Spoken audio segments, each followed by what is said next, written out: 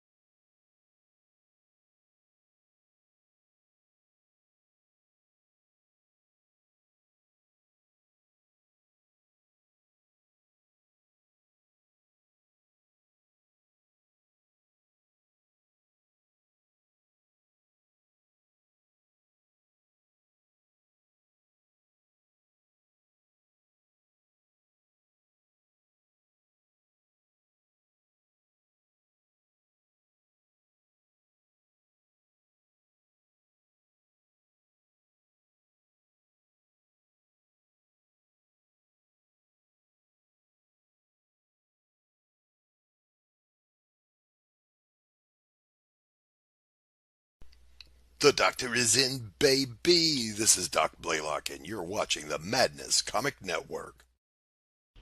And now for something completely different. And you know what that is? It is time for the show-offs with our most illustrious friend from across the pond, Mr. Texas Dave Houston. What's up, brother? Good evening, Pops. And as you can see right below us right there, our guest, again this week, we get to welcome our sponsor from Committed Comics, Mr. Thomas Doherty. What's up, dude? Hi. I love how Dave, you're like good evening. And it's like, bitch, it's 12:30 in the morning. Like, yeah, exactly. But for you, it's nighttime. So it certainly is. That's very true. We love to be international. That's what this is all about. Today we're going to talk about and show off some Green Lantern stuff. And guys, I got to confess, I don't got a whole lot. Well, don't worry, Pops. I haven't got a whole lot either. So hopefully Tom has. I've got a decent chunk, you know.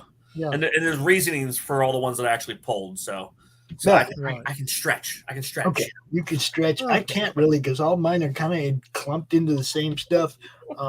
Basically, the DC that I've had, some of it has been trade bait. Okay, stuff that I've traded off for other stuff that I wanted more. Right. You know. Yeah. And I'm sure that's where some of it is gone. But we also have these two boxes called the DC Mess, which I have not bagged and board or gone through or anything yet. And I just didn't really have time to go through two boxes if I'm not going to actually bag, board them, and catalog them. You know, it's like when I dive in, I got to have time to actually do the work. So yeah. That's when you. And that's something I used to have a lot of time for. Yeah, when you do finally go through them, then you can earmark it in a future episode. You can be like, "Oh yeah, and by the way, and then move on." Well, I mean, if I find anything that missed a show, I'll make sure that it gets seen. But it's just like that. It's right. I used to have all the time to work on the collection, and I only did a couple shows, which were Look What I Got shows. Right. Right. Way back in the day. When I started doing all the shows, I ran out of time to actually work on the collection. And now my money doesn't go toward bags and boards. It goes toward StreamYard and telephone and all the shit I need to make sure that the show goes smooth, right? Which is where people like Thomas come in. Sponsors are wonderful things. Yes. Wonderful things. They keep the show going. And now people like him sponsoring, it's not just Monday Madness and the show offs and the draw stream. Now what he does by sponsoring is support 27 different shows with like 25 different content creators and all kinds of guests and all kinds of different shows. So, you know, I mean, and not one stitch of sanity out of all those 20-something people. I know, it's crazy. It's madness, brother. That's what it is. Last night, the horror movie show was great. I don't know if you guys know, but we moved that to Saturday nights from Tuesday nights because of Matt's work schedule. So we moved the show. But we had a blast. It's like had you know, a lot of people watching. A good time. I didn't know how Saturday night was going to do out there on the YouTube. You know what I mean? There's a lot of shows on Saturday night, but it was fun. We had a good time. Well, and also it's, you know, just Friday and a Saturday night, you're also just competing with people being social. Yeah. And, you know, and leaving their computers and getting away from their screens. Yeah. You know, that's where I'm at on Friday and Saturday night. You know, I am not in front of a screen if I can help it.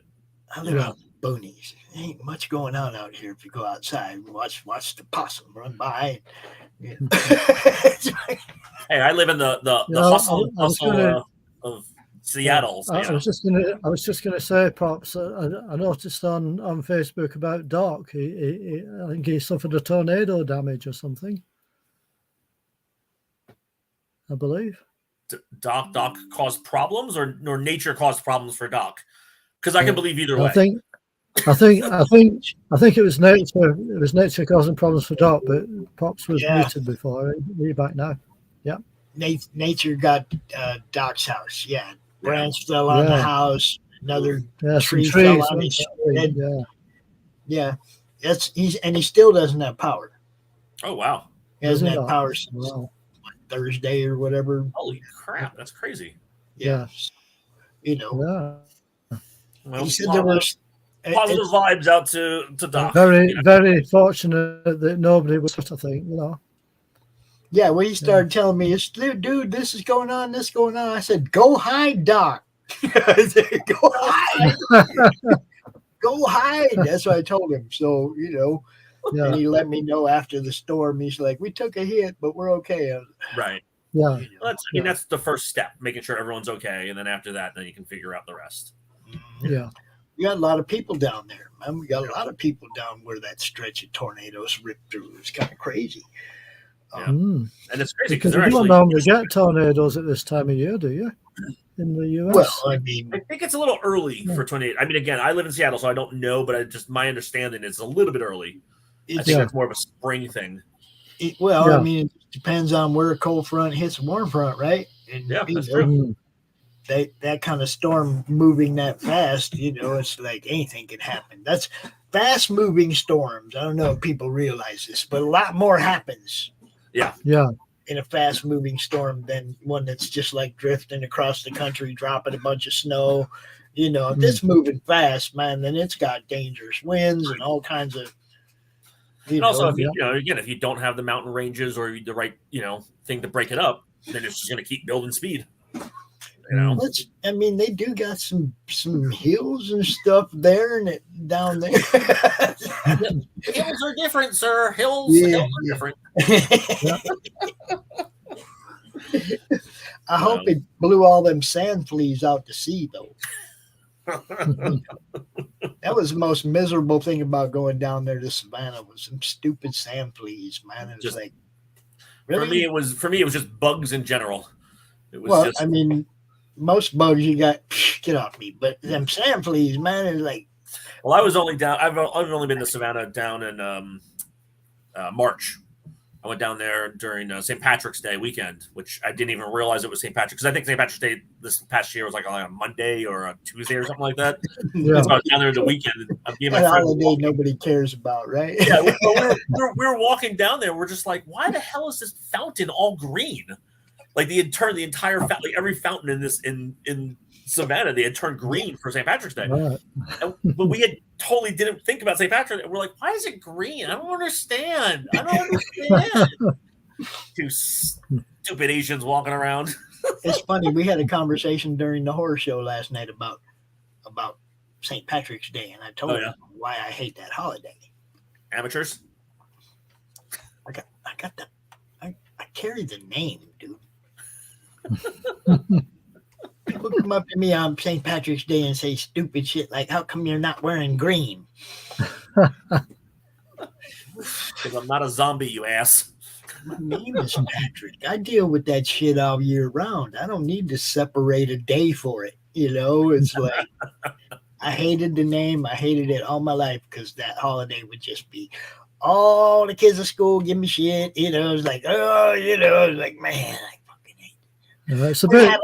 We're having Seeley's holiday this week. It's a bit like when the Apollo 13 thing happened. You know, like in that famous Houston, we have a problem. So I've lived with that ever since.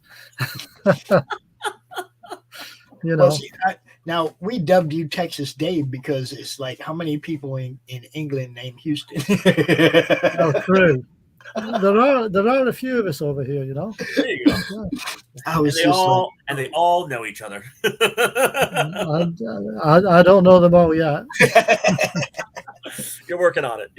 I am. Well, we're gonna do some Green Lantern today, guys. Yeah, the color green pops. We were just talking about that, weren't we? Yeah. We could have saved the Green Lantern for your holiday. For your holiday pops, is that what you're saying? Well, there's always the Incredible Hulk to fall back on. Yeah, or Green Arrow, or Green Llama, or Green Hornet, or there's a few more. Yeah. There's a couple. Shamrock, you know, it's from the Global Guardians. Mm-hmm. You know, Ireland's first superhero. You know, Crom. There's Crom. Well, yeah. We're gonna go green, bro. If we're gonna go green, we gotta go Crom. And we had a good time on the draw stream earlier today too. And one of the people who was watching was also drawing. Mm-hmm. Kind of like flipped the script on what Rich was drawing and sent it in. That's funny. I love it. Anything that causes problems with Rich, I support that fully. Oh, it's horrible. It's always horrible when people cause problems for Rich. Right? It totally affects his art. Have you noticed that? People messing with him, he draws some outlandish shit. I love it. I got him today, though. Today he drew a toad. A toad sitting on a mushroom hitting a hookah. Okay. Now, the toad happened to have a beautiful red Hawaiian shirt, kind of like Doc's. He wasn't drawing inspiration from anywhere particular, was he? Little USN on the hat, you know. It's like, gotta have fun. This is all supposed to be fun, everybody. That's right. Yeah. So, who wants to go first today? I reckon we'll let Tom go first, seeing as he's our guest. Okay. All right. Well, I actually have I'll start off with these two, and then we'll kind of jump in, and then I'm going to revisit these later on. But I picked these up a little while ago. The omnibuses. Oh, God, it's so heavy. Okay. I figured I would start with these because they're heavy and annoying. Yeah. That way I can put them down and not have to pick them back up again. Right. But the nice thing is that these ones, like a lot of the omnibuses and stuff like that, they're in full color, which is nice. And they're oversized, of course. You know, the larger ones. No, these ones are actually not that much. Yeah, I think they're very similar to your the Gene Colan one that you had last time. Remember you were saying that it's almost the same size. It's the same type of thing. Okay. But you know what's surprising is the difference. So this contains Showcase 22, 23, and 24, and then Green Lantern 1 through 21, right? And this is volume 1 of the series. One of the things that I didn't realize was Gil Kane did all the line art on the Showcase issues as well as because I knew he did the early Green Lanterns. Yeah, that's right. For some reason, I thought a different artist was doing the Showcase stuff. You know, like most like Showcase was, right? It was all just random people, but it was still Gil doing all the line work, and then Murphy Anderson every once in a while would step in to do inks. Wow. But then the funny thing is that volume 2 is so much thicker than volume 1. Yeah. You know, and this has issue 22 to 45. I haven't gone through all these. I've read, you know, selected ones. Like I read, you know, all the Showcase ones because I don't. Yeah. I'm like, oh yeah, it's always fun to read those. But I haven't sat down and read all these ones. But there are so many just weird characters that, you know, during the early days of Green Lantern, I'd forgotten about. You know, and then I'd forgotten that how early Star Sapphire shows up. Right. Like she's within the first 20 issues of. I didn't know that. No, I totally thought she was a much later. I thought she was like after issue 50 and beyond. Oh yeah. But she's way early, and but yeah, it's amazing when you go back and you read, like you were saying with the Gene Colan one last week, and you know, so I'm sure some of the other omnibuses which are behind your head there, Dave. You know, you go back and you read them, and you're just like that. You know how interesting the stories really are, like how intricate and you know, detailed. And these guys were building the industry, whereas the guys who are writing the stories now, they're working off of 60 years of history. Well, that's it. I mean, I must admit, I really like the stuff from the 60s and 70s because that's what I grew up with. You know, when I was buying comics as well. Right. So I like all those more than the more say recent stuff. Yeah. So, but yeah, so I figured I would just start with those two. And then I'll jump into two more, and then you can jump in there, Dave. So I can't afford the originals right now. I probably could, but I would be spending more money than I really wanted to. The reprint of the Green Lantern, Green Arrow. That's right. By Denny O'Neil and Neil Adams. That's right. Yeah, I mean these were just really fun reprint stories. So this is the first issue when they first started doing the dual title with I think I've got a few of those myself actually. I think I had them earlier, and I think like you were saying, Pops, I think I used that for sell trade fodder.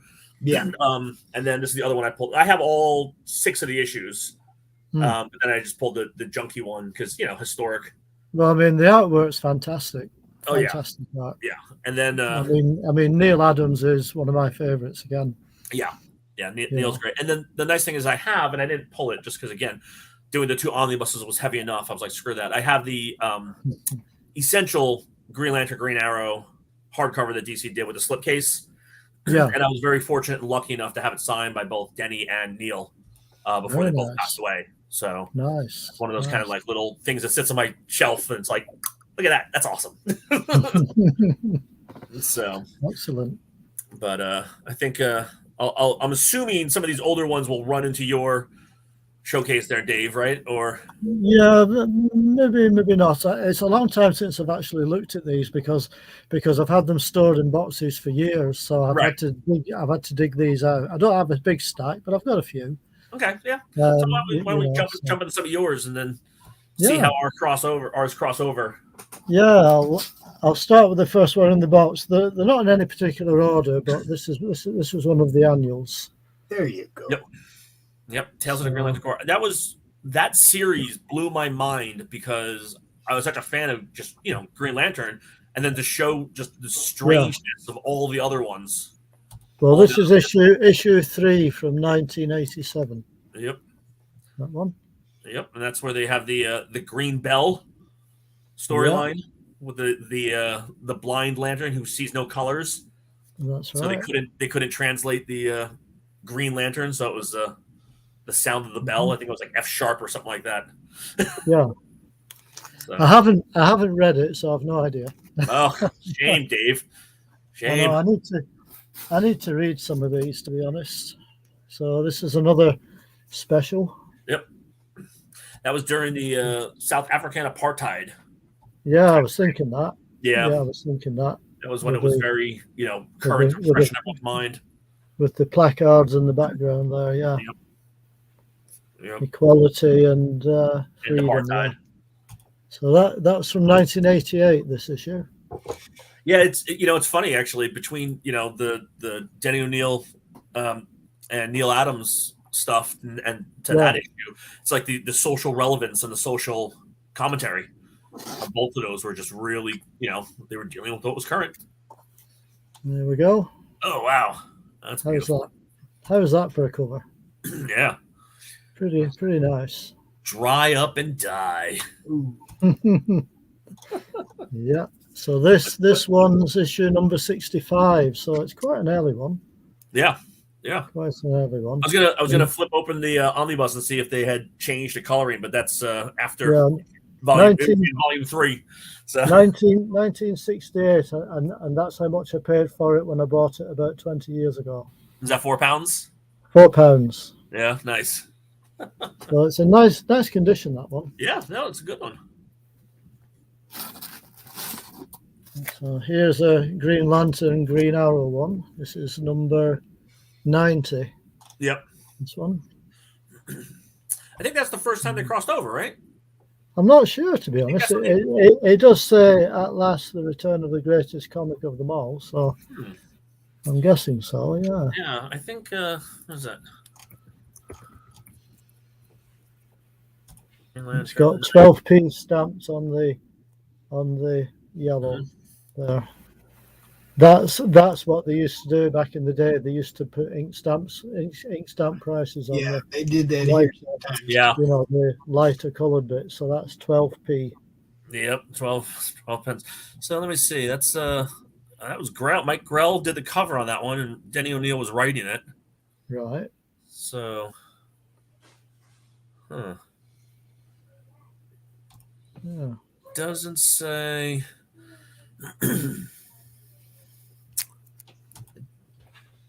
Yeah, number 90. Yeah. I think that's when they returned to doing the masthead. I think that was after the Denny O'Neil and Neil Adams run. Yeah, it could be. Yeah. This is number 94 anyway, so this is the next one I have.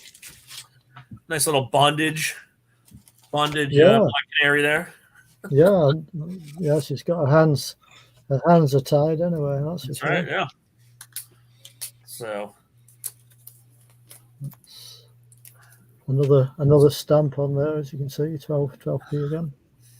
It's so painful to see those stamps, especially when the book's really nice, and then it's just like, oh, like, oh. That's it. No, spot the stamp on that one. There is one. Yep, right underneath the. You can probably see it. That's the worst part. It's right underneath the price, like. Yeah, exactly. But it's right underneath the U.S. price, so that doesn't help it at all. No, it doesn't. Yeah. Still a nice cover though. Still a nice cover. Yeah.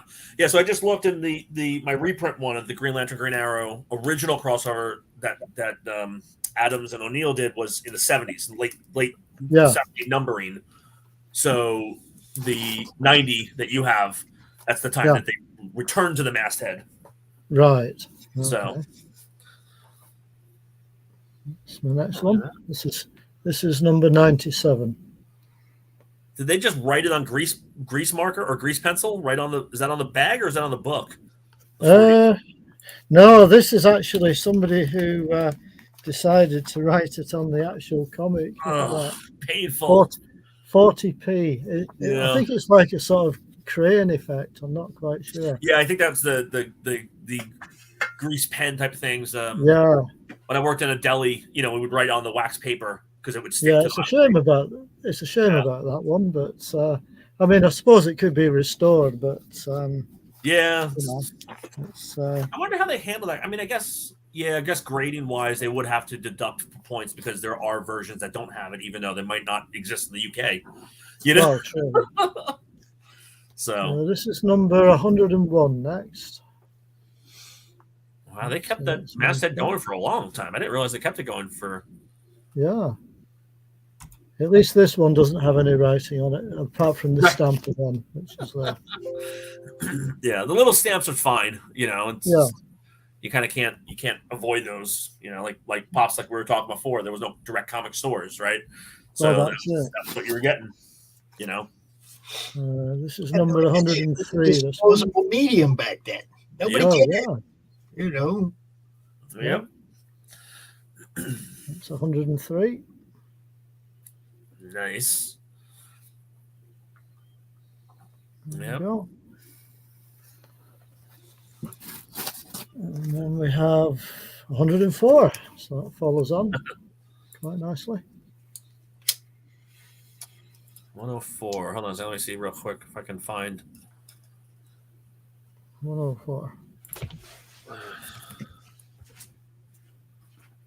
I want to see.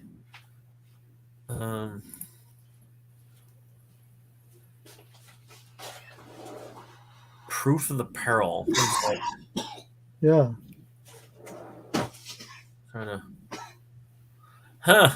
That's an interesting thing. So the cover artist is still Mike Grell, but Mike didn't do the interiors.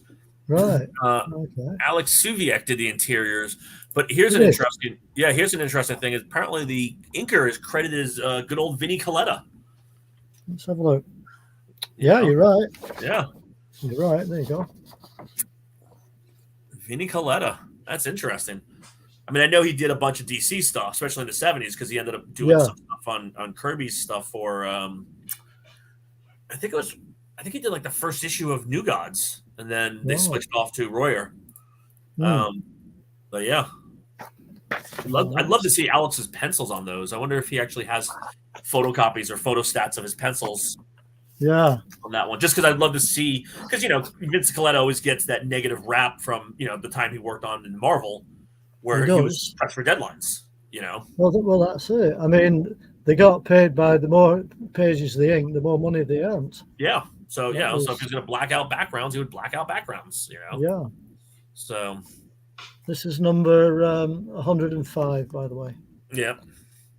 Issue 105.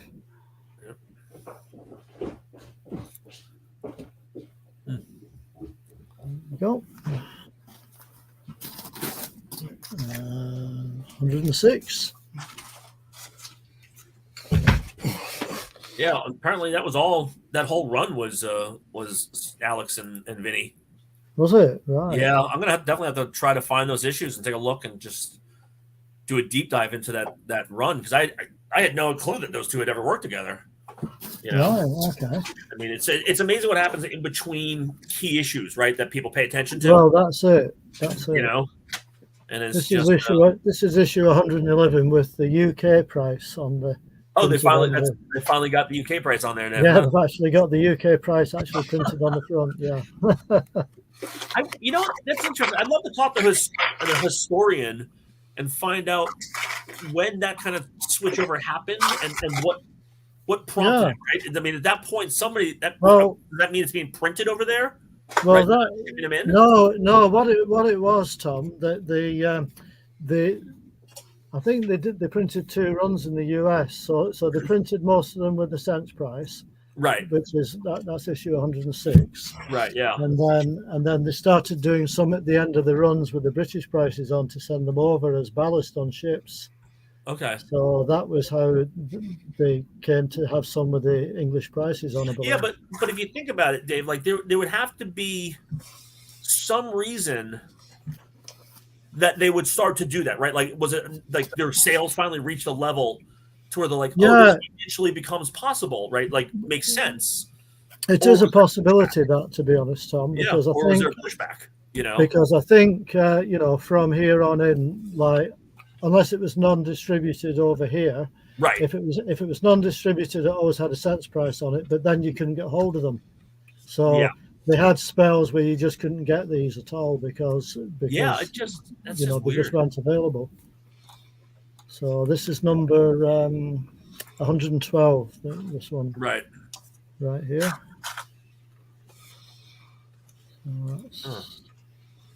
Yeah, you could be a winner in the second Superman movie contest.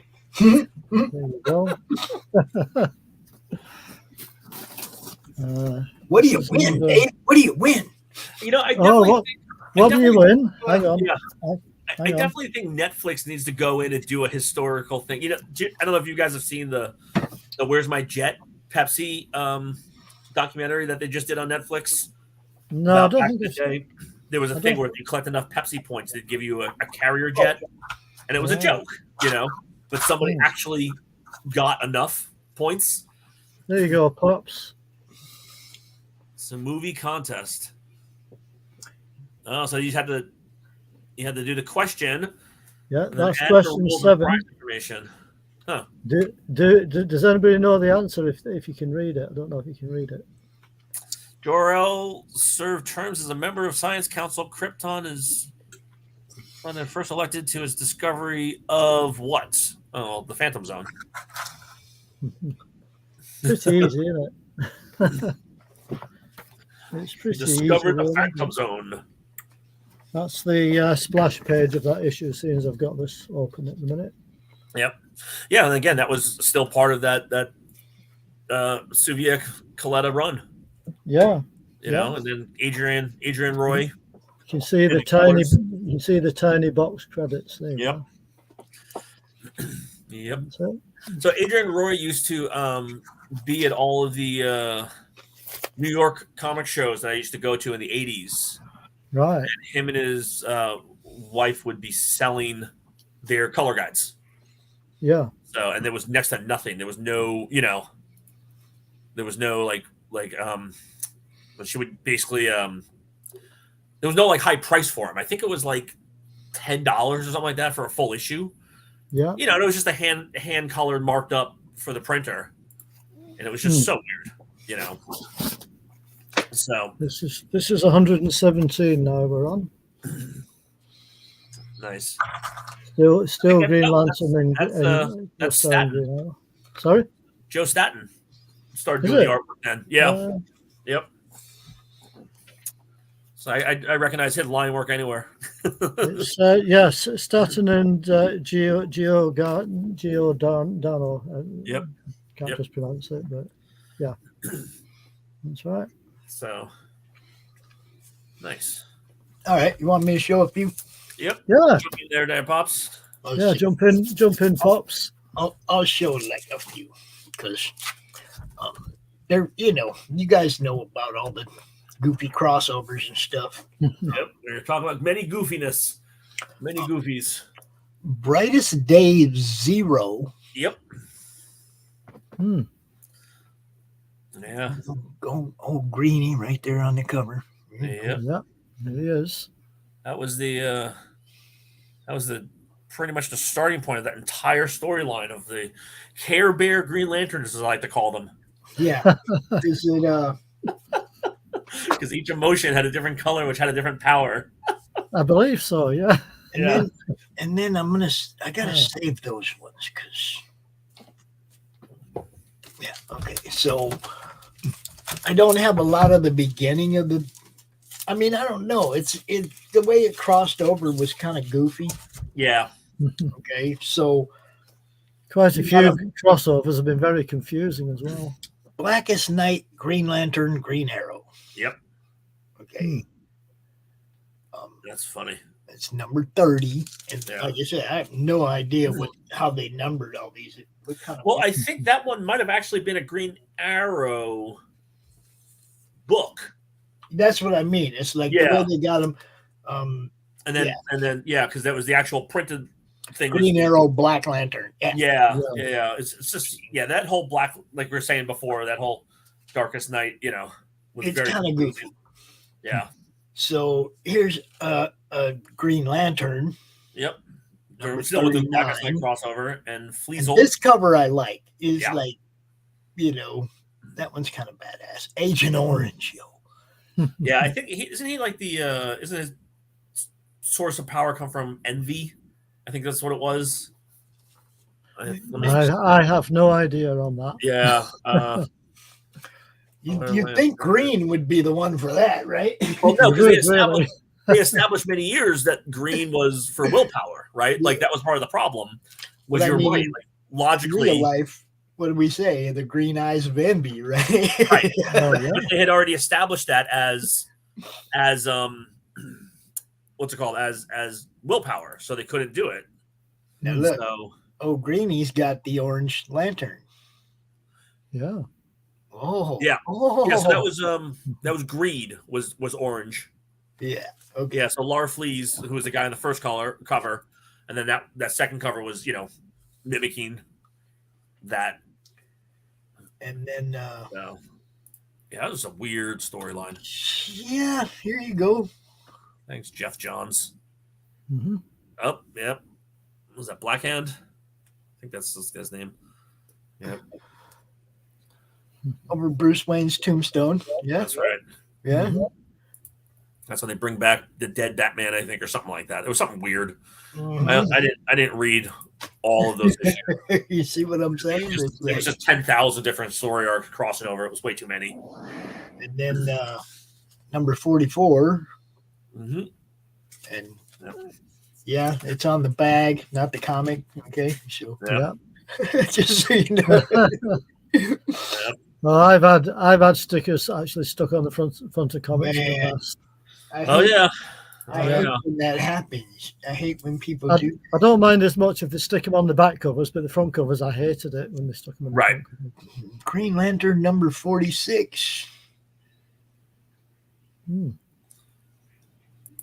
Uneasy Alliance. Yeah. All three of them there. Is that our buddy Ethan doing the cover, or is that? No, that must be Doug. No, I think these are. I don't know if Ethan did anything in this series. It might have been. It might have been after. That might have been after he had already left. Isn't even looking. That's a shame. Now I got to go back and look. Well, no, it looks like Doug did most of the covers during that run. Yeah. Yeah. Got Don's on here. Let's see. No. Okay, we didn't miss anything. Yeah.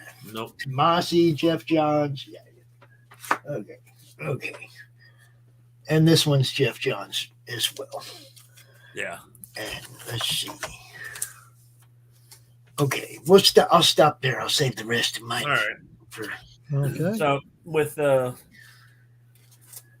Dave's numbering, we're going to jump back a little bit. This is actually, I have a bunch of issues in that time frame that you were just showed the last few, Dave. But this is probably my favorite Staten cover that he's ever done. That's one of the reasons why I pulled this one. Was the that's nice. The oath with just the him charging his ring, so it's just a very classic Green Lantern look. Calling him as the Emerald Warrior, which I thought was nice. And what issue number is that? That's 155. 155. Yeah. They had done a couple of really classic type covers, but for some reason this one just got me, Yeah, it's a nice cover. Nice cover, that. Yeah. Just really simple. And then I jump up to a couple more numbers from ones I picked. Oh, come on. Open from the bag. Things haven't been taken out of the bags in quite a long time. I read them, sealed them away. So that was the number 200, the anniversary issue, covered by Simonson. Nice cover. Yep. It was a big deal when they hit the volume. Technically, this was Green Lantern Volume 2. Was it? Right. So they changed the numbering or something on it. Yeah, so this was, but again, I mean, for most modern collectors, this was Volume 1. This is the one we knew. Yeah. So, but yeah, I mean, Simonson did the cover, but it was still all Staten inside. Right. So I think actually, I remember buying this off the rack many moons ago. What year was this done? This is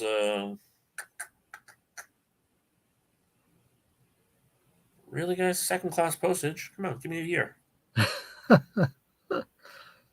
Should be there somewhere. I know, it's 86. There we go.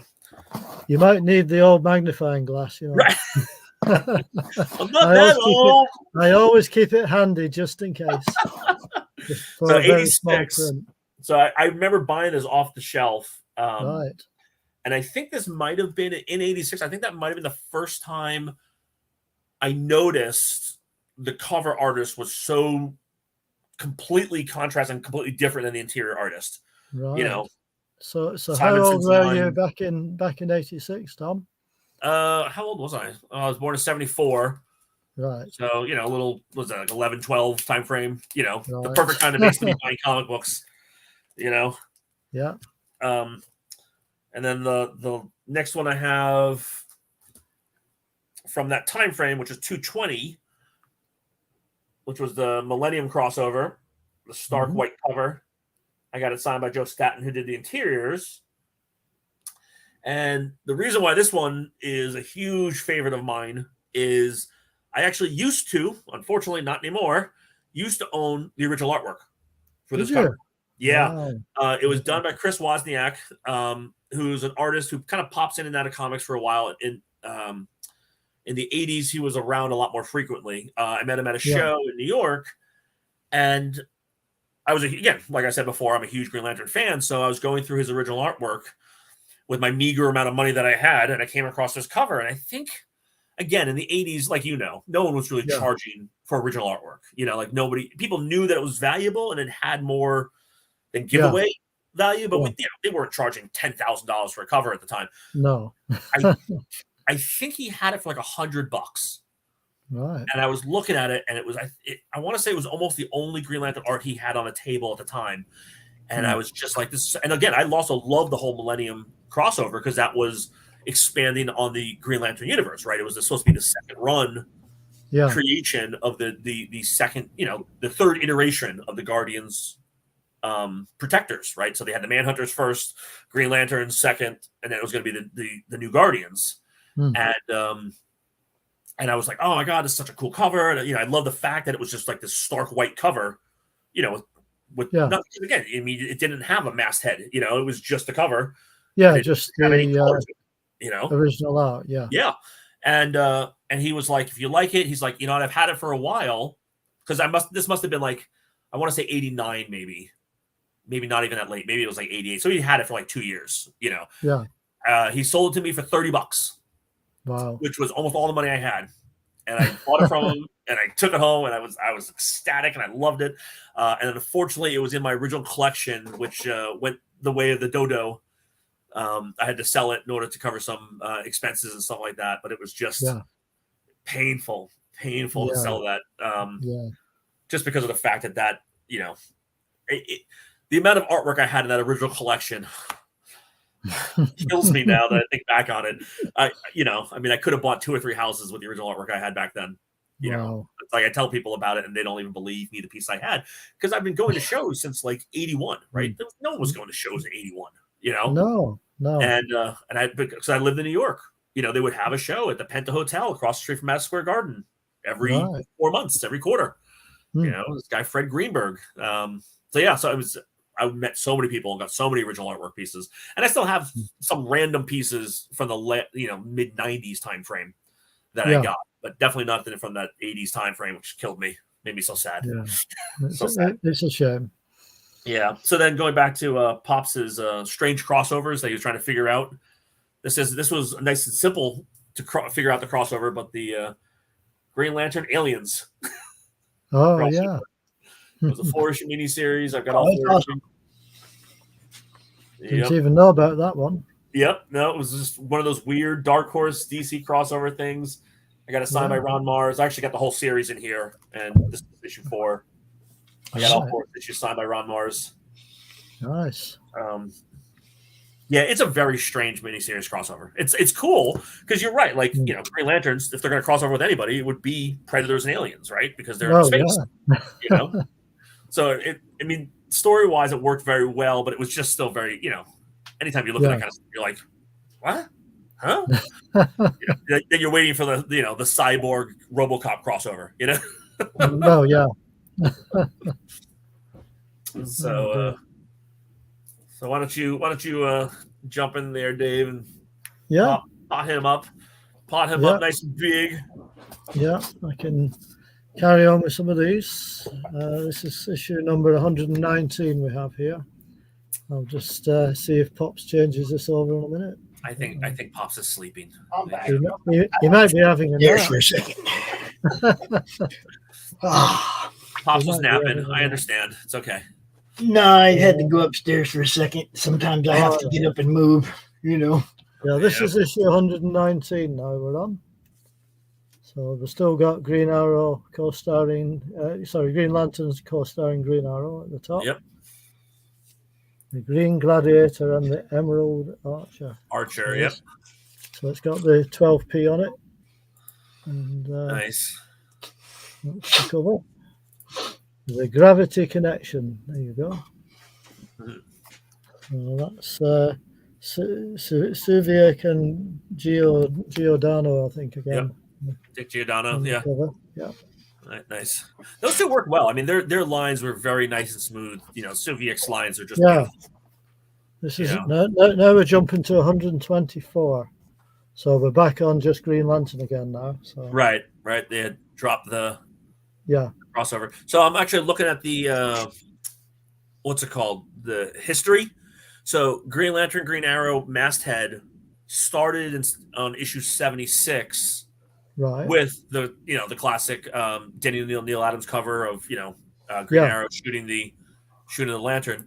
So it went from 76 all the way to 122. Right. So I've got 124 here. So So here's a weird one. The last Green Arrow Green Lantern story was penciled by Don Heck. Was it? Yeah. That was the last, before like the current crossover type stuff. But yeah. Right. So, what number is that one? This is 127. 127. Yeah. 127. That's a hell of a cover. I remember seeing that cover. I don't know if I bought it off the stands at that time. Yeah. In the 80s, I might not have, but I definitely remember that cover. Just because, again, like any cover where they had the other lanterns on there always intrigued me because it was like. Yeah. They were aliens, right? It was like weird. So we're back on 40 cents again. See? Yep.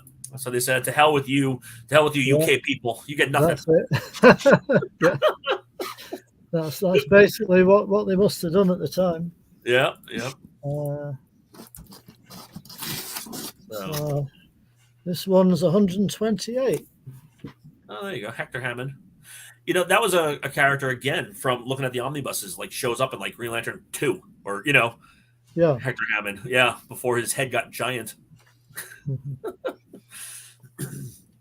I think by that point, his head's giant. Yeah. His brain got so smart. So Tom, you're actually more or less 20 years younger than me, by the way. Yep. just about. Just about. There you go. Yeah. This is issue 131 we're on now. Extra Tales of the Green Lantern Corps. That's right. Oh, that's why they're doing little backup stories. Yeah. Yeah. I'm kind of guessing that's what it was. So I wonder. The Doom of the Golden Sun. Yeah. So I wondered. So this was an 80. I would. Let me see. By the way, guess who drew the cover? I don't know if you know or not. No, I can't tell from that. I think it's Brian Bolland because it's got Bolland on it. It's got Bolland on it there. Oh yeah. Yeah. He was definitely not doing his cross hatching that he does later on in his career. No. I don't know who the artist was on the inside. I'll have a look. But I wonder in the 80s, and then you might actually have that still. Yeah, he did a huge run on Green Lantern. That was one of the people who I loved. I fell in love with art because of that. I wonder if during the time that they were doing the Tales from the Green Lantern Corps in the backup stories, I wonder if that was around the same time frame that they were doing that in No, it must have been after. I'm thinking of Tales of Asgard and Thor. Do you know, like, I wonder if they did that to mirror off and try to get additional things. That'd be interesting. Trial of Artemis Chummock. Arcus Chummock. There you go. Alex Savilic. Yep. And Vince Coletta again. I wonder if, you know what? I wonder if that was just, like they had backup stories from those two. Because if they're not doing the main story, is it just leftovers they had? Yeah, possibly. We called it filler. Yeah. Well, no, I mean, that's the center page there. Wow. That's the center page advert. Beginning next issue. 8 more pages of all new comics. That's cool. Starring Adam Strange. Now each month you can journey 25 trillion miles across outer space. Yeah. Wow. That's a great ad. So have I got issue 132? I don't know. Let's have a look. Yes, I have actually. There you go. Yeah. So now you have additional pages. Yeah, additional pages. There we go. That's it. Nice. Yeah, that's another classic cover. I do actually remember seeing that one. I think my brother might have bought that off the stand as well. Because my brother was buying comic books at the same time that I was, and I bought whatever he didn't buy from the shelf. Right. Okay. I'm just going to have a little look just to see who's doing the Adam Strange story. I bet it was Murphy. Was it Murphy Anderson? Rodin Rodriguez. Yeah. I don't think I've ever seen any of his artwork. I don't think I have, but that's that's who's drawn it. Yeah. Wow. Yeah. And then you've got the splash page there for for good old Joe. Yeah, Joe Staton again. It's that one. It looks like Joe was doing all the art on that. He was doing all the art chores on that book. I wonder when that started. Yeah, I don't know. And that's the other. So there's basically three stories in this issue. That's how much was it? 40 cents? 15 pence. 15 pence. Hang on.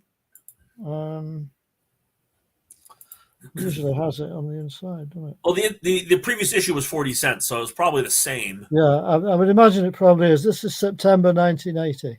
Yeah. So, actually, you know what? No, I just clicked on it in the DC archive. It was 50 cents. Oh, right. So with the 8 pages, it went up a dime. Right. Wow. Yeah, because the last issue was 40 cents. So. 40 cents, yeah, and then that was 50. And according to this, I think Perez did the cover. Is that Perez? Wow. Yeah, it is. Yeah. Yeah. Huh. So he did the cover. Wow. I didn't know that. So there's an Instagram account. I don't know if you're on Instagram there, Dave, or I know Pops is occasionally, right? Called Virgin Variants. Right. And what the guy does, he scans and covers, and he removes all the text and all of the UPC. Right. So you've just got the artwork, and he fills it back in. Right. That's a cover I would love to see him do. Again, because what he'll do is he'll actually draw out the top of the head. Like he'll go in there and do it. He's a heck of an artist himself. Wow. So that would be an interesting one with the old 80s DC mastheads because they took up so much room. Well, they did because they've got the banner across the top and then they've got that underneath. So you've got a good quarter of the page. Yeah. Kind of like taken up, haven't you? But I'd love to see that. I might have to message him on the gram, suggest that one, and he'll be like, "Screw you, tough guy. You know how much work that's going to be." This is issue 133 here. Yeah. There you go. Another 8 more pages again. 8 more pages of Adam. Well, they got to continue that Adam Strange story, right? They can't just leave you hanging. Well, no, absolutely not. Plus, new adventures on other worlds. There you go. Yep, and Polaris is the bad guy. Dr. Polaris, yeah. What a name, huh? Yep, what a crazy character. Issue 134. Where's that one? Oh, You know, that was the interesting thing. I got to tell you, whoever was the art director at DC at this time frame did a great job of including the backup story and making it just as striking as your main, like, because he's got 8 pages of that Adam Strange thing. But I'm sure there were some kids that looked at that sliver and that's what got them to buy the book. Yeah. You know, and they made it. They you know, it's not balanced. It's not 50-50. It's definitely Green Lantern's book. It is with the backup story, especially on that previous issue. You know, like it ran along the bottom. You know, it was just interesting. Whoever was doing that, and it's at the top as well. Yeah, starring Adam Strange. So, but I mean, let's be honest. You know, us as kids when we're buying this stuff, we're not reading it. We're looking at the picture. You know, that's buy it. You know, that's the difference. I didn't get into comics until I was like, you know, 12, 13, 14 years old, and I was already a story guy because I was a mythology guy and I was a reader. Gotcha. I had read Lord of the Rings and all that stuff. And when I saw Thor on the cover of a comic book, that changed.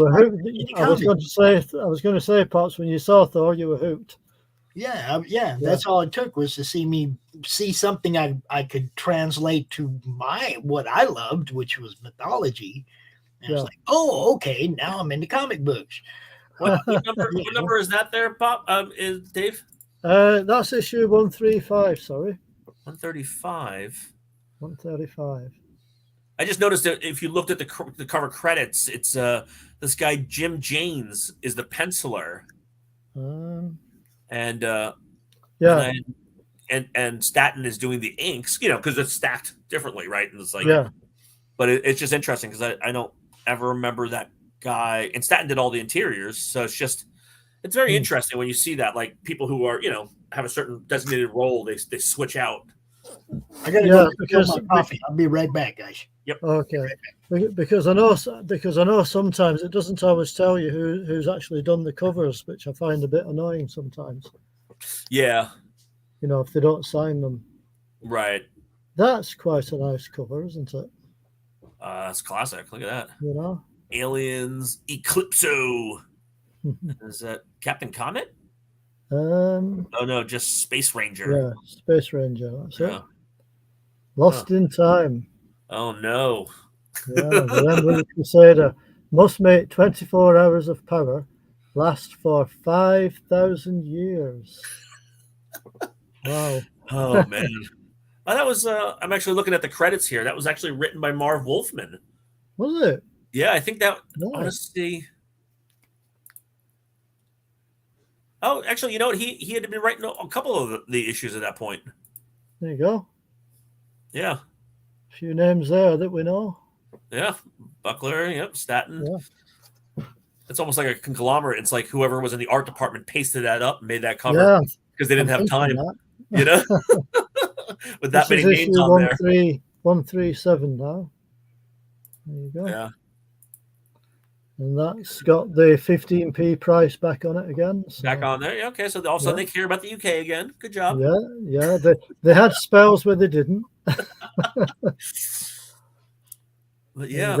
I can't get back in time. That's right. I can't get there. All right, let me see something. Oh yeah, so that's just that character is just Space Ranger. It's not okay. That's interesting. Right. Yeah. Yeah. I thought that was somebody else, you know, that they were just calling a Space Ranger.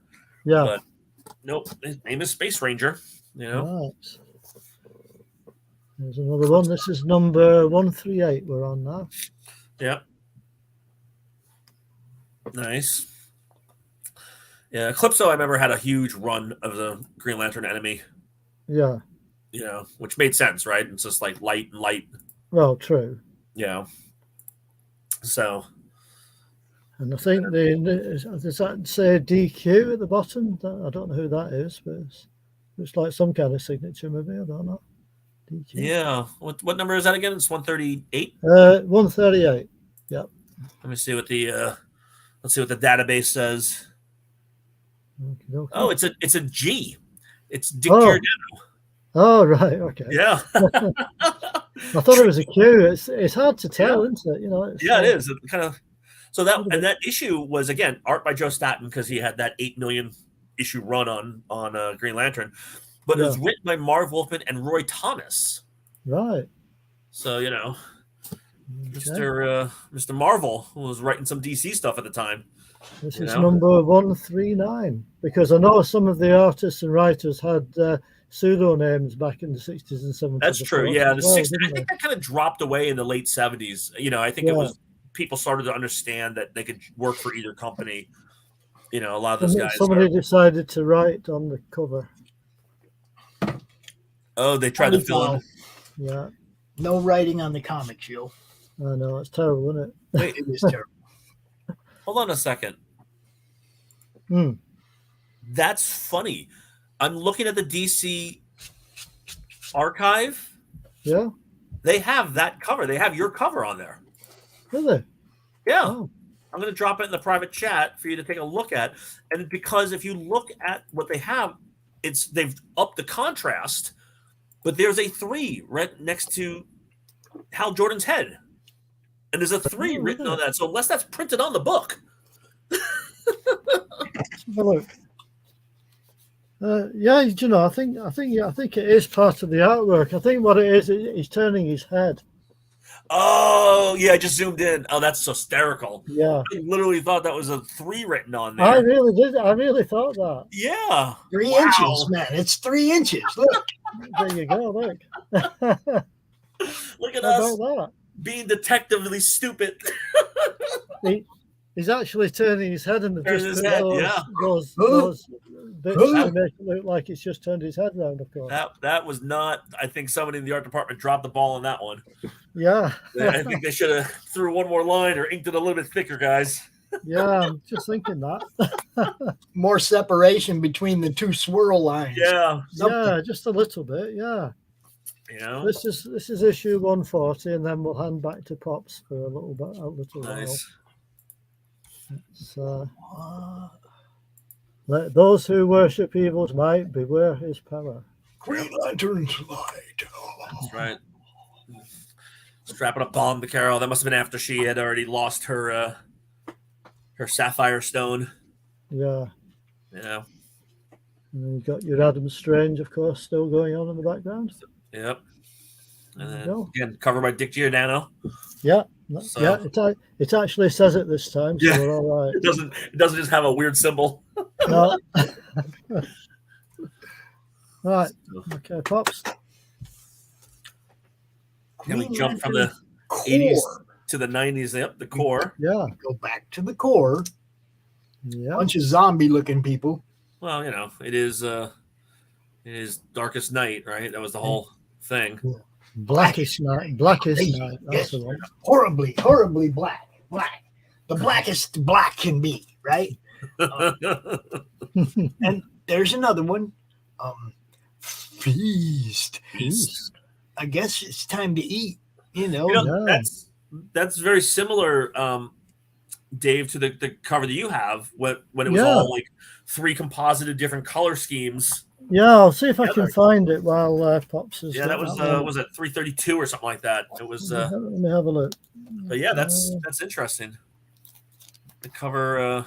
I think it was that one, was it? Yeah, it's just similar. Yeah, very similar. Almost the same color schemes too. Yeah, it's orange, green, and purple. Similar, isn't it? Yeah. That's really interesting. It is, isn't it?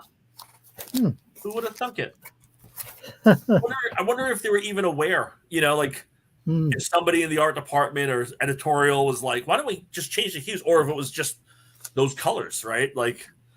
Just a weird default scenario. It does make you wonder how they come up with these covers sometimes, doesn't it? In the colors. Yeah. So then we have number 1 of Blackest Night, Tales of the Core. Tales of the Core, Blackest Night. Okay. You can see that's by that point they had already accepted all 44 different color schemes. Yeah. I was going to say, Tom, if I click on that link in the private chat, does that cut me off, or can I look at it? No, you can click on it. Yeah, it should just open a new window. Yeah. Oh, okay, because I didn't want to disappear. But yeah, no, that definitely threw me off with what I thought was a 3. That was funny. Blackest Night #2. Yep. Tales from the Core. I think Greg Ha jumped in on this one. Nice. So that's definitely a connecting cover. So if you hold up the other one, the previous issue at #1, that's the connector. So it looks like the entire miniseries.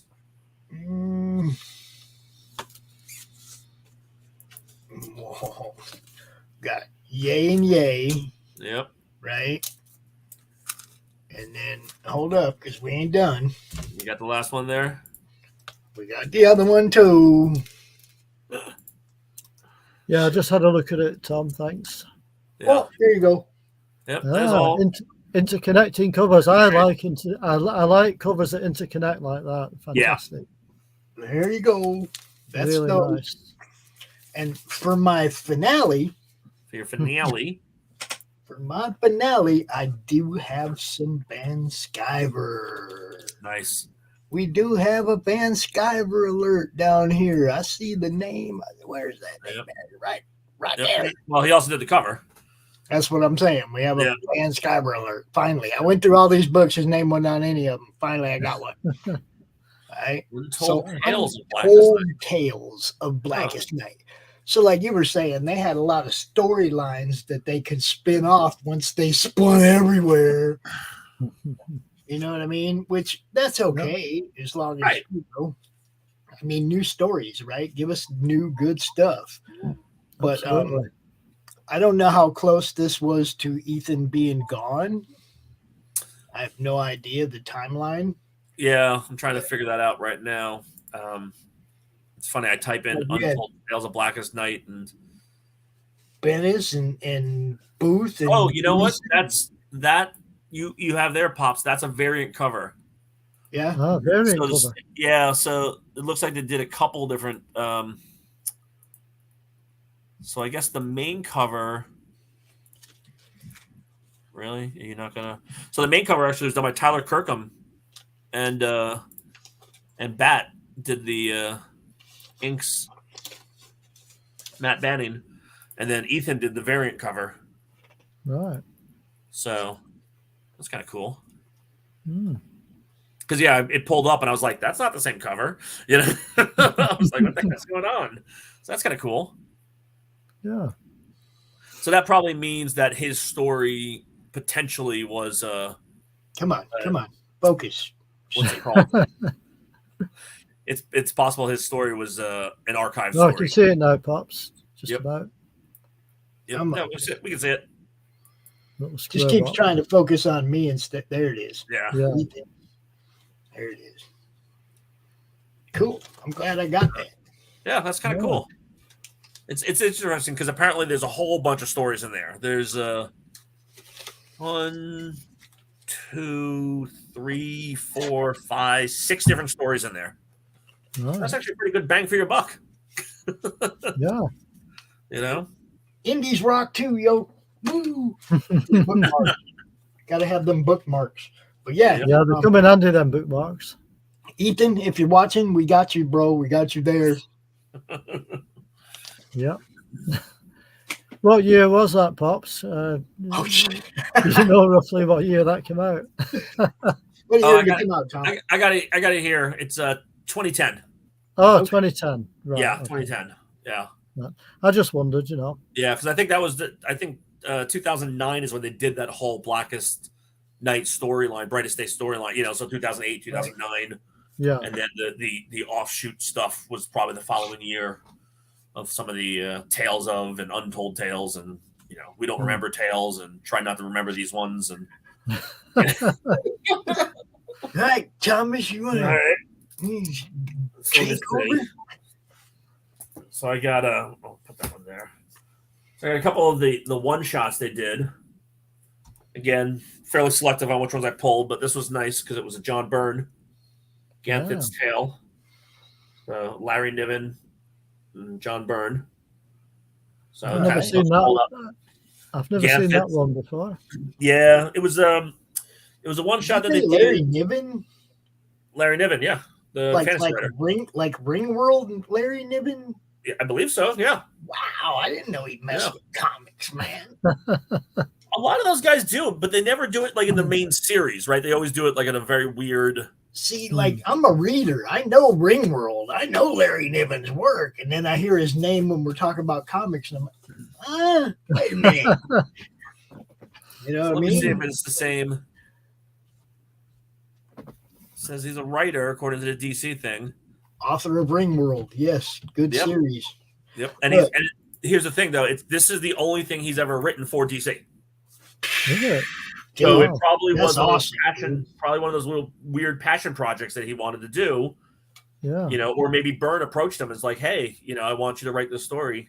Dude, that's awesome. You know, Byrne's notorious for going off and doing his own thing in his own universe. That's true. Yeah. And then this was another one. This was I believe this was an archived story by Neil Gaiman way back in the day. Right. And I think this was his submission to DC, if I remember correctly. They made a big deal about this one coming out because it was like an archive story that had been, you know, been shelved for many years. Right. Legend of the Green Flame. It's like a Frank Miller cover. Which way are you going? There we go. So it's a Miller cover, and I think every page is drawn by a different person or something to that effect. Because it says by Neil Gaiman and friends. So artwork by Mike Allred, Terry Austin, Mark Buckingham, Matt Wagner, Jim Aparo, Kevin Nolan. Oh, it's nice. It's dedicated to Gil Kane on the inside cover. Yeah. So what year did that one come out, Tom? So this was 2000. Oh, right. Yeah. 2000. And it's a story set in an alternate timeline. This is So yeah, this was his pitch thing. It was written pre-Sandman and pre-Swamp Thing. So this was probably his you know, submission. Yeah. To things, because I remember it was a big deal because, you know, again in 2000, you know, Gaiman was already top of the world, right? You know, in terms of writing, in terms of, you know, making money. Well, he was he was in the UK, obviously, you know. So, yeah. I know that name very well. Oh yeah. So it looks like so I guess they went back and got all of his, you know, people. I'm sure there's a whole introduction by him in the inside. Yeah. But I'm sure he went and handpicked all these people to do, you know, the artwork, and probably each person had a different reasoning, you know, for going and doing it. But every you know, artist is uniquely their own. No, that's right. That's you know, right. Kevin Nolan there. You know, Superman getting his butt kicked. It's always good to see that. So Kevin Nolan again, you know. Yeah, it looks like they talked to the actual green flame, you know, what powers the lantern. So, yeah, very cool. Nice. Yeah, I haven't looked at this since I bought it and read it many, many moons ago. It looks like another oversized book, is it? No, it's just standard size. You know, it's just it's just like a prestigious like a trade paperback.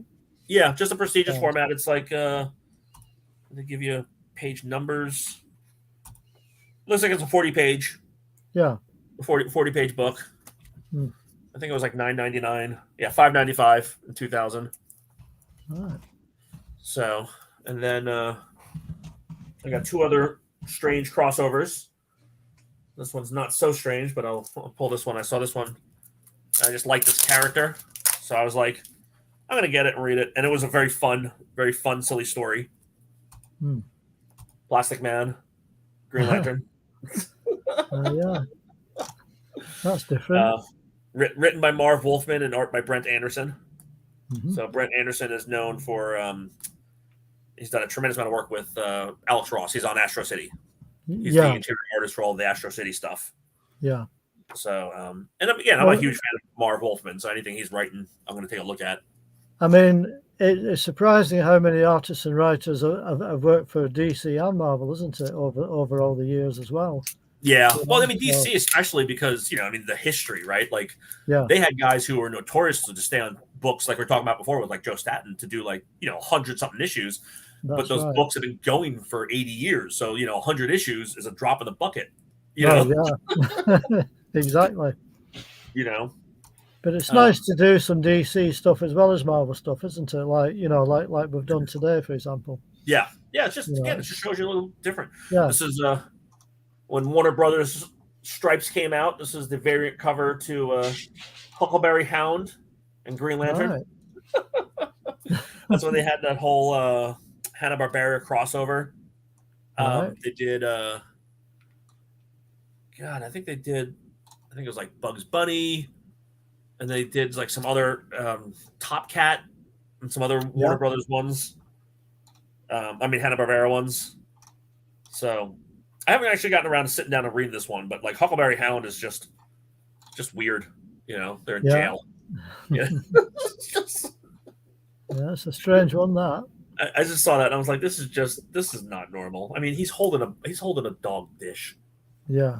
It's like a tray, you know? So I'll probably read that one before I put it back away. Yeah. And then the last book I have, I got a couple pieces of oddity, but the last book I have is actually a sketch cover with let me take it out of the bag. It's a sketch cover with original artwork by my friend Greg Paulson, who's did Ironclad for Committed Comics, and he's done his own books, Black Owl, as well as some other fun stuff. Yeah. But it's the 80th anniversary. Nice cover. Yep. So he it's original artwork. He sketched it on there. So, and I haven't read this either, but this one has got a plethora. It's 100 pages, so it's got a plethora of different stories in here. It's got 10 different stories, so each one's roughly probably about 10 pages. Yeah. And it's got a whole bunch of people. Trying to see if they actually went back and got some of the classic guys. They got a Denny O'Neil and Mike Grell story in here. But I wonder if that's new or if that was, you know, old stuff. Might be a reprint. Maybe. No, you know what? It looks more like Grell's current style, so I don't think it is. Oh, okay. I think it's, you know, it's definitely stylized Grell, right? So if you think about it, if it was a reprint or if it was older stuff, I don't think it would look as much like Grell, so to speak. No. You know, like it would have looked probably more like Adams because he came out right after Adams. Yeah. Mm-hmm. So, but still nice art. Oh, beautiful artwork, yeah. And they go back and they got a Ron Mars story with Daryl Banks, who I love his art, for the Kyle Rayner. He was one of the main Kyle Rayner artists, Daryl Banks. I met him recently at a show and got a couple books signed by him during the Kyle Rayner thing. But I mean, again, my Green Lantern is always going to be Hal Jordan. You know, he's always my favorite. It's Hal, then Alan, and then probably maybe John Stewart, Kyle Rayner. Like, to me, those two kind of 50-50. You know, those two characters. The other book, which I didn't pull, which I know I have, I probably should have, now that I'm thinking about it, was Cosmic Odyssey. The miniseries by Mike Mignola and Jim Starlin. That John Stewart, that's one of his character building moments, is when he unfortunately can't save an entire planet getting obliterated. And so they went many years with the whole trauma, you know, that he suffered from letting an entire planet die on his watch. Right. So that was very cool. So I got a little bit left, but I'm going to save that for the wrap up, the coup de grace. Okay. So if you got some more there, Dave, we can. Yeah, I've got a few more issues here. This is 141. There. Bob, switch us out. Yeah. Say what? Switch Can it you out? switch this over? Oh, I'm sorry. Oh, Okay. yes. That's all right. I remember that one. This is 141. This one. I'm trying to keep track of over here so I can just respond after the show. Yep. That's all It's a 15 pence one too. So Yeah. again, you hear about the UK. That's Yeah. it. That's the one. So that's good. Who are the Omega Men? Oh, I wonder how early. What number is that? 161? Yeah, 141. Tom. 141. So let me see. Yeah. Is that that's not their first appearance, the Omega Men, is it? I've no idea. It is. It is. Is it? Apparently, that's the Omega Men's first appearance. Is it? Yeah. Oh, Huh. Didn't know that. Yeah. I remember seeing that. And that's probably why I've seen it.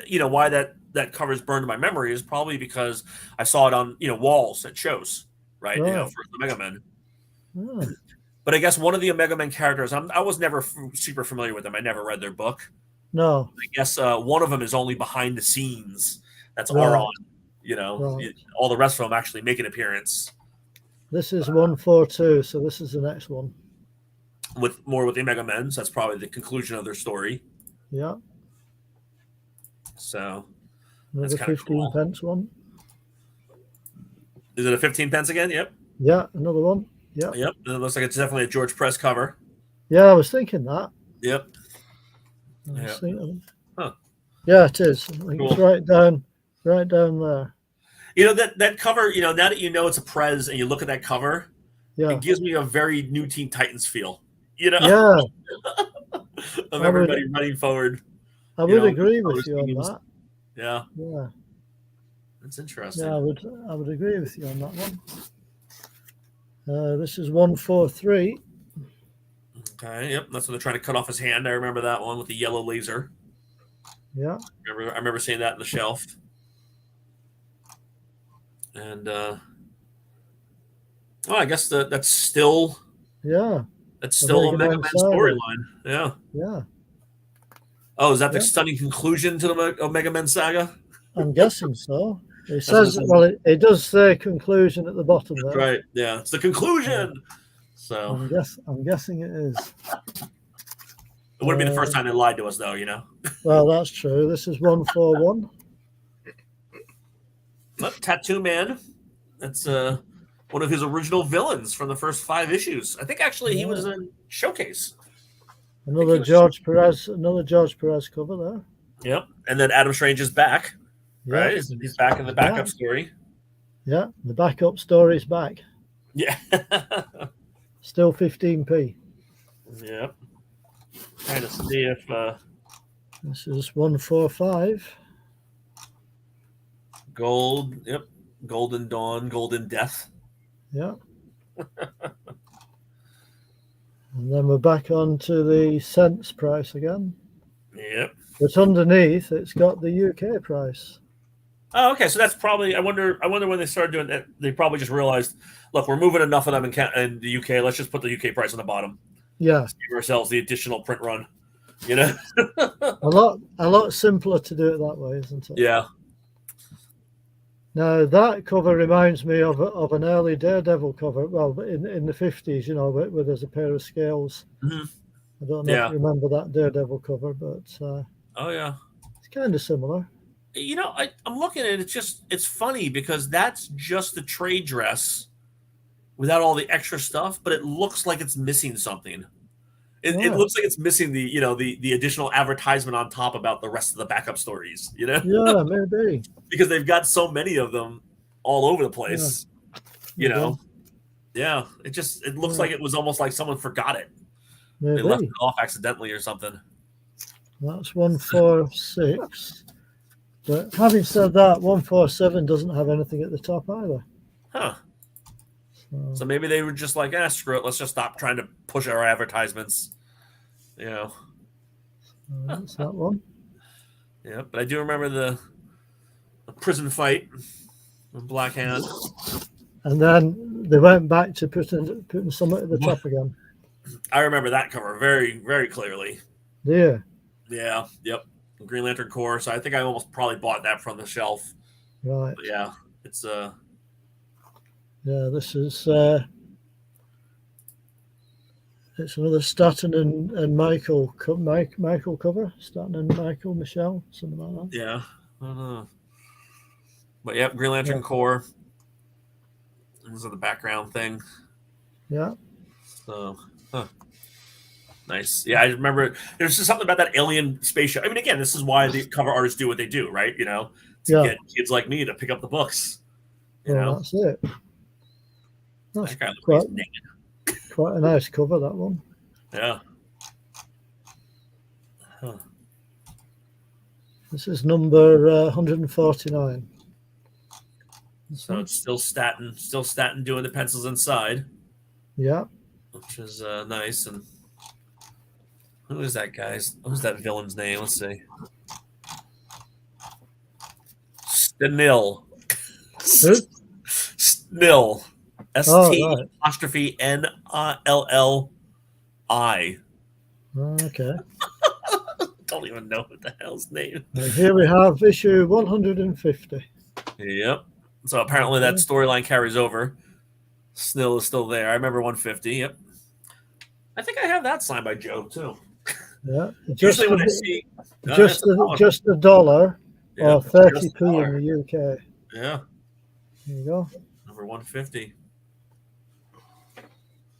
Yeah, when I see these guys who have had like enormous runs on books, you know, I got to be really particular on what I bring them, you know, get them to sign, because it's just like I don't want to be lugging 200 books to a show and be that guy in line, you know, getting them all signed.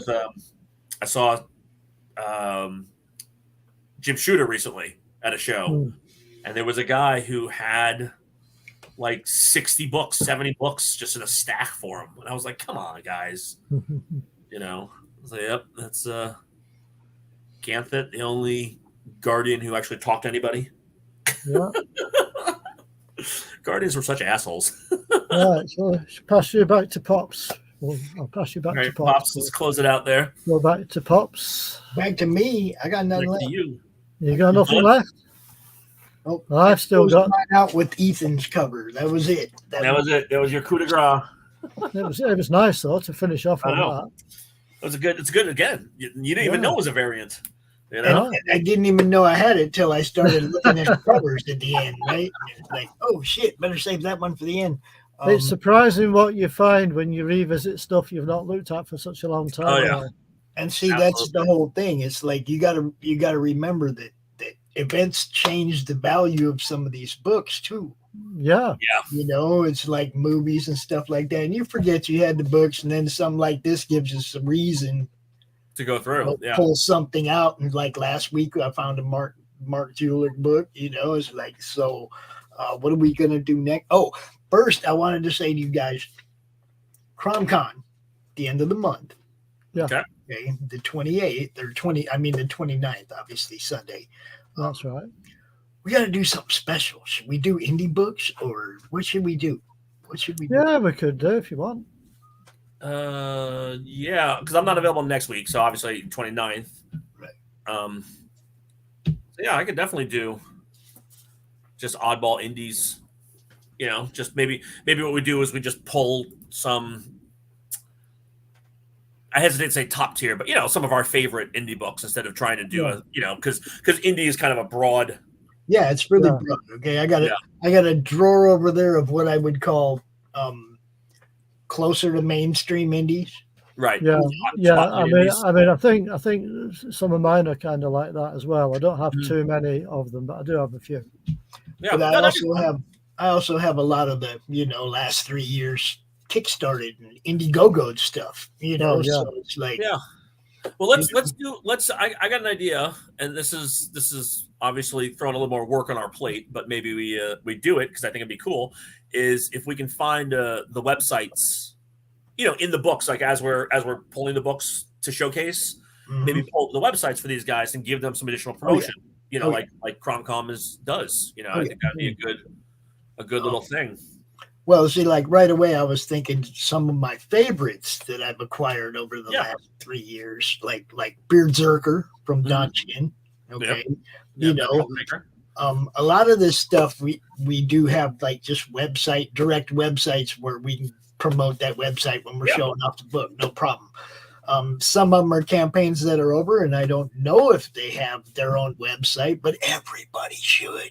But that's what I'm saying. Like when we go through the books, like if we pull a book and we go like, oh yeah, I want to showcase this one, take the time to go in, jot it down, so at least we can pull it up. Like as we're showing it, we can throw it up in the chat or something like that. Most of them, I have contact for most everybody whose books I bought. Yeah. So that's pretty easy.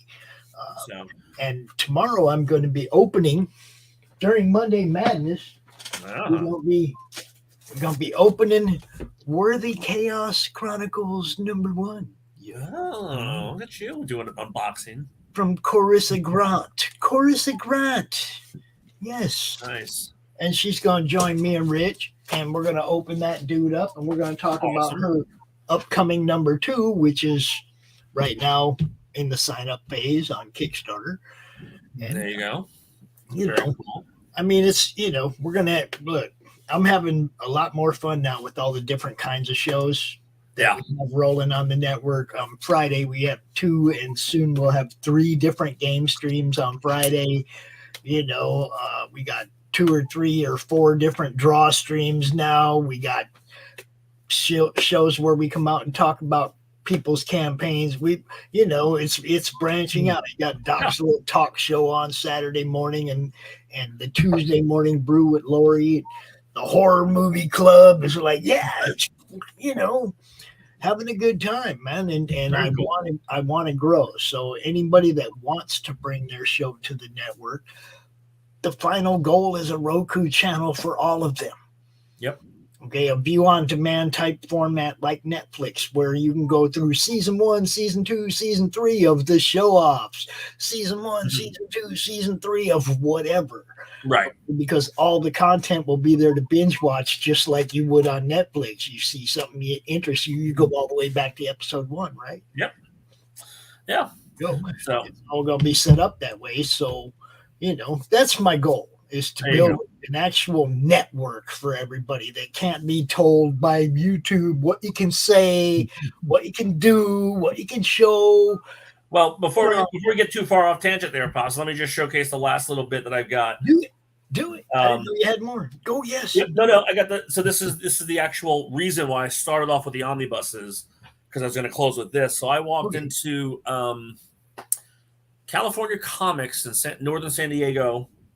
I think it was California Comics. Every time I go to a city, I visit comic stores and try to buy stuff. And so I found these 4 acetates that were done for the reproduction. So these are pretty much original artworks, but they're just the line art. Right. Because they're all recolored. So look at those. So I'm in the book. I'm part of the comic. So man, somebody messed that background up, didn't they? Right.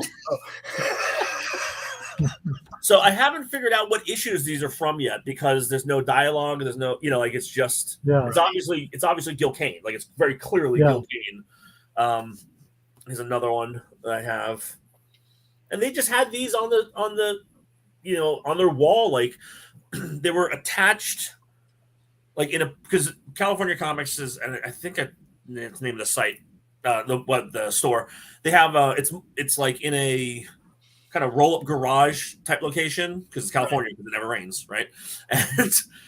And it's multiple rooms, so you have load beams going across, and they had these artworks, kind of put with punch pins on each side, just to hold them there. It wasn't going through the artwork, but it was just to hold them there. And I was like, what are those things? And it was like, oh yeah, I guess one of the guys who did some of the reconstruction was a customer of theirs and brought these in. And so I was like, I'll take them. How much? And I think they sold to me all 4 for like maybe $5 a piece. Okay, I need some. If we have a Green Lantern aficionado in the group, we need to find out what issues these are from. So I have a feeling they're from the first 2 omnibuses. I just haven't sat down and read through all of them. Yeah. This one's cool because it actually has the text. Ah. But here's the best part again. It's on its own acetate. Right. That's so. It's just the text, so just that. So the other ones, I would have to assume at one point had an acetate of text. Yeah, right? I was just going to say that, Tom. Yeah, they probably would have had, I think. But when they do reprints, because again, I mean, I had my friend Wilson, who worked at Marvel for many, many, many years, and also is an independent creator himself, and he's a professional letterer, colorist, artist as well. When they would do reprints of all this stuff, they would go in and rescan in the line art and then recolor it, for the modern coloring and modern printing process. So that's essentially what these are. So all you would need is they would just pull just the black plate out and reproduce those, so you get crisp lines on the reprints. Because I remember back in the, I want to say late 90s, before they actually decided to like deconstruct all the artwork and pull just the different plates and recolor them. Like there were some black and white reprints on those essentials, those Marvel essentials they did. Oh yeah, I remember. Kind of fuzzy, Yeah, they were. You're just like, what are you doing, guys? But it was because they weren't taking the time to deconstruct it to where now you get these and it's crisp as the printed day. Yeah, it's not even better because the printing process is more detailed, right? The printing is, they're not actually running it on a press per se. Right. Yeah. Although there are times like they just did staying with the green theme and staying with DC, they just did an absolute version of Bernie Wrightson Swamp Thing. And the colorist on a Bernie Wrightson group in Facebook, and the colorist who's on the group, he showed the original printed version on newsprint that he scanned in. Yeah. The archived version that DC did on the modern paper. Yeah. And how they changed the colors, and then he showed his version, which he tried to kind of get as close to the original as possible. Yeah. And I didn't realize that some of those reprints, they really just went when they recolored them, And because I have a lot of those issues, but I'm not going to open them up and compare them when I get a new reprint. No, that's it. And so it was beautiful that I was looking online and I was like, oh, he's going to do it for me. Sweet. So I'd love to, go back and, when I do start to fill in some of the blanks, with my actual Green Lanterns and look at the coloring difference and look at the print difference. And, I do know that there are times where they will correct some, errors in the printing process. Mm-hmm. Although I still think on some of like the Fourth World stuff, there was, like on Mr. Miracle, there's this one, what's it called? It's a demon. It's a demon cover where demon's fighting demon, and Clarion boy, the boy witch is behind him, and he's supposed to have he has a word balloon above his head, but there's no words in it. Right. Because they forgot the plate when they printed that. But my understanding is reprints, they just kept it like that because no one knows what it was supposed to say. Right. Okay. Interesting. There's nobody around anymore. Oh no. So interesting. Yeah. Yeah. So that's weird. But yeah, that's my select Green Lantern collection. I have a whole bunch more in boxes, but I'm like, let me just pull out what's actually interesting, so to speak. So what do you want to do next week, Dave? Well, I don't know. What do you fancy, Pops? What have you got that you can easily access? We could do Avengers or Thor or Surfer or... We'll do Thor. How's that? Okay. Thor might end up being like Spidey, though, where we have to do I was just going to say that. It might last more than 1 week, yeah. What you do is you highlight, guys. I just figure out what I've got. Let's do Silver Surfer next week. Okay. Because I can keep that. That's it. I can keep that in one box. Okay. Okay. Thor gets a little bit. So then when I come back on the 29th, because I won't be available next weekend, I will show you one of the most rare and coolest Silver Surfer issues ever. Okay. Right. Ever. So do you want to just make it like a CromCon just free-for-all thing? You guys pick whatever you want, but let's make sure we include a few indie people that we can highlight. I think doing the indie theme is good. I think that's right. I got an entire box of indie stuff that is it'll give me a reason to go through it again. Yeah. Well, I had just gone through like 3 years worth of stuff and put the stuff that was really special to me in my own personal boxes. Yeah.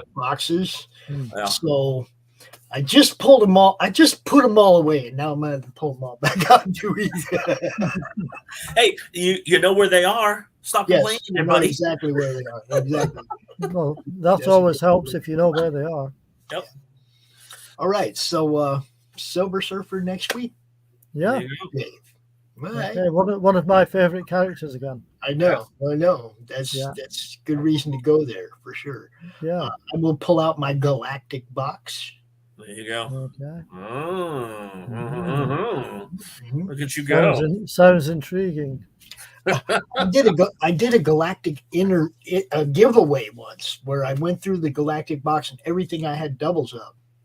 I put in like one big package for a giveaway. Nice. Just like a random drawing thing. I think Karen Pearman won those. Nice. Well, she got a nice little stack of Surfer and other stuff. It was like, hey. Yeah. Well, Pops, like we were saying last week, I've got the Daredevil set of posters to give away during CromCom. Right. I'm sure I can find some Committed Comic stuff to give away during CromCom as well. So, yep, I've got a couple of those. I've got some. You did see that I gave one of those away to at the Grand Rapids Comic-Con. The first person who said, "Hey, Pops," the first person that recognized me and said something, I gave one of these to. Do you know who that was? Do you know who it was? No. It was the guy that runs the Hall of Heroes Comic-Con. Oh, nice. Very cool. Yeah, so promoting you up here and hey, doing what we do, brother. Hey, I am available to be a guest at that show. I'm just saying. Well, see, this is the kind of thing I'd like to be able to do is get some of you people from down there up here. I mean, what can you do? It's like, of course, travel sucks now, and that's all. I travel, but for Committed Comics, we're in the process of revamping our website, so we're gonna have a brand new site coming up really soon. I gotta call that guy after I get off this live stream and start yelling at some people's. And then we're gonna be at Fan Expo Portland, formerly Wizard World, Portland, in February 17th, I believe. Is it 17th through the 19th? Yeah, 17th through the 19th. So in February. So it is still a little bit of ways, but I'll be there selling books and doing some giveaway stuff. And I'm sure I'll be on the madness before that as well. And you're going to get me a video soon. Going to get you a video. I started to plan it out. I started to figure out what I want it to be. I mean, that's pretty much what it was. I needed the website to be done, in order to start driving people there. And this guy was like, he told me he was going to get it done by January 5th. We are now on the 15th, boys and girls. We are. I think, I could be wrong, but I think he missed that deadline. Hopefully Speaking of the 15th.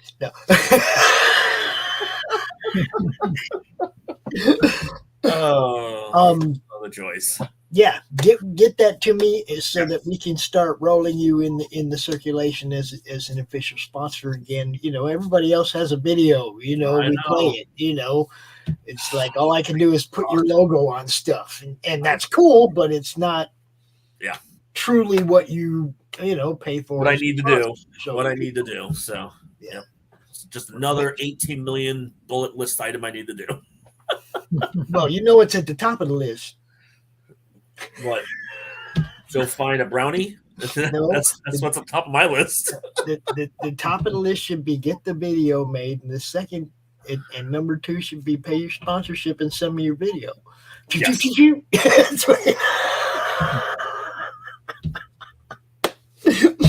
Hey, calm down, beat counter. It's gonna be fine. I ain't tripping. All right, it's guys. all good. Thanks for coming out again. Yes. Dave, I will see you next week. Tom, I will see you the week after. Yep. Yeah. It's been nice. It's been nice having you on again, Tom. By the way. Yep. Yeah, man. You guys have fun. it is fun having another person here too. It is. Yeah, because you can interact more, can't you? And stuff like that, and chat. We can chat about different things that have come up today, for example. Right. Yeah. Again, like we said, we had no idea that Vinnie Coletta and Joe Staten had such a history working together. Now I got to go back and look at those books. So. Exactly. All right, guys. I'm going to play some commercials on the way out. Some of the ads for some of the books that we'll be talking about in a couple weeks, probably like this one. That's right.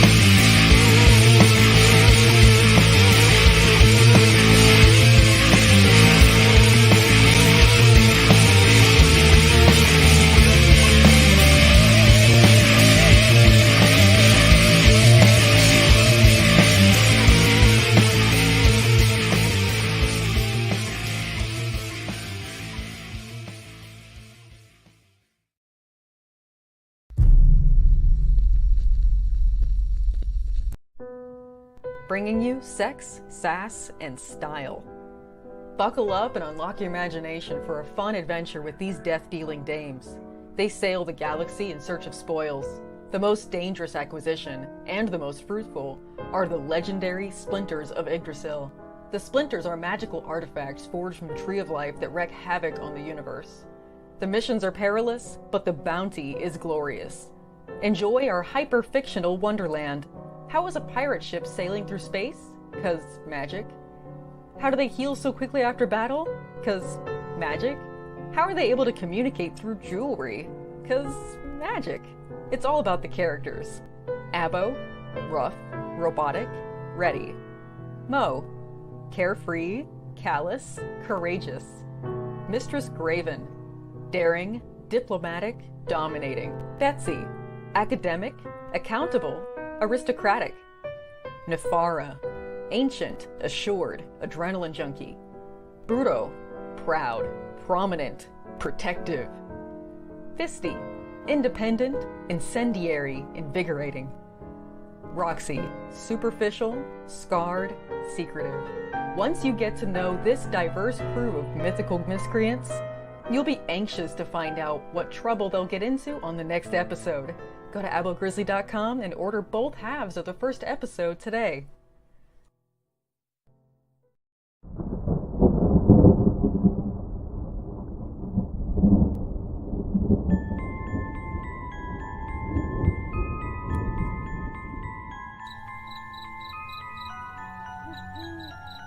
In a world where creatures of myth and legend exist,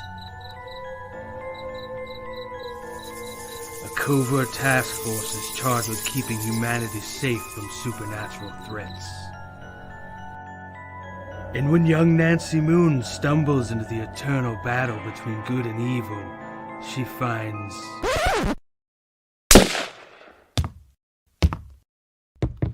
Oh my god, will you shut up? What's happening? Agent Beckett here. Aren't you tired of stuff like that? Want something different? Roll the tape. Whoops. Sorry about that. That's a song I'm writing for my ex. Okay, here we go. Yeah, that's more like it. Alrighty. Welcome to the world of the mythicals. We have it all. Monsters. Magic. Government agents. He's the strong silent type. This guy. Ugh, gross, dude. Get some kind of cream or something. Lots of 90s style action. Pew pew pew. And that strong female lead alluded to earlier. Not to mention a dashing field commander with a great sense of fashion. Look at those glasses. South River Studios presents The Mythicals, Issue 1. Buy it, if you dare. Ugh. Will you can it already? How'd you get free? Now beat it before I lose my cool. So what are you waiting for? Sign up today. Like right now. Sign up today on Indiegogo.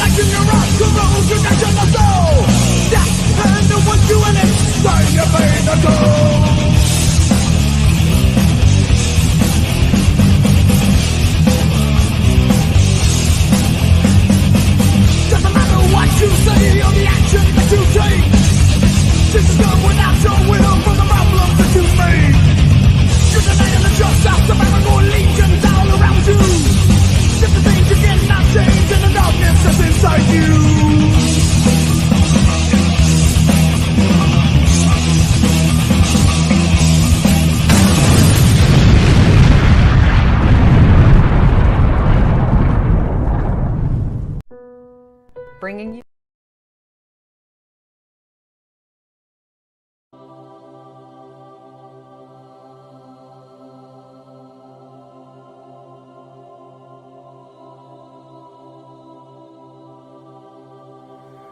The original intention of the film was just for my personal use, but I thought with it being such a unique thing that I'd like to offer it to anybody who wants to see it.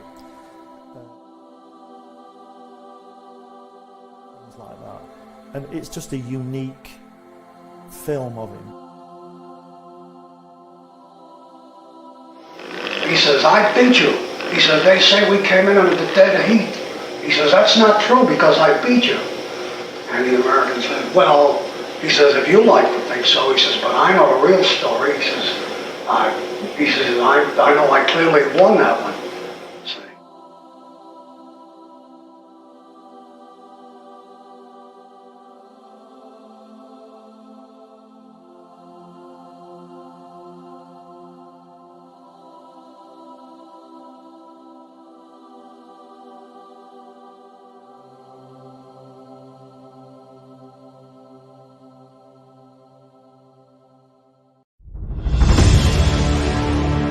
America's southern border has become a war zone. Human traffickers, drug smugglers, and terrorists flow across the Rio Grande with impunity, secure in the knowledge that no one will stop them. A distant federal government lectures Americans on their privilege while punishing overworked Border Patrol agents who were helpless to stem the tidal wave of invaders and determined migrants. Second-generation Cuban-American Marcos Zamora is a military vet, more patriotic than most Americans. No longer able to ignore the chaos at his doorstep, he acts. Joined by his best friend Gus, they hit the border every night, saving lives while stopping violent drug cartels and other opportunists. The government reacts with fury at Marcos' attempts to preserve American sovereignty, deploying the full might of their enforcement agencies. But Marcos understands that the only thing the rich and powerful fear is bad publicity, and he records every encounter. Whoever he is, this private American must be stopped. Illustrated by Richard Bonk and written by Eisner winner Mike Baron, Private American is his version of Captain America, and maybe a little Punisher, taking part in this ongoing, violent, and very real battle of good versus evil in the war for American sovereignty. Grab your copy at theprivateamerican.com. We have a secure border, and that is a priority for our administration.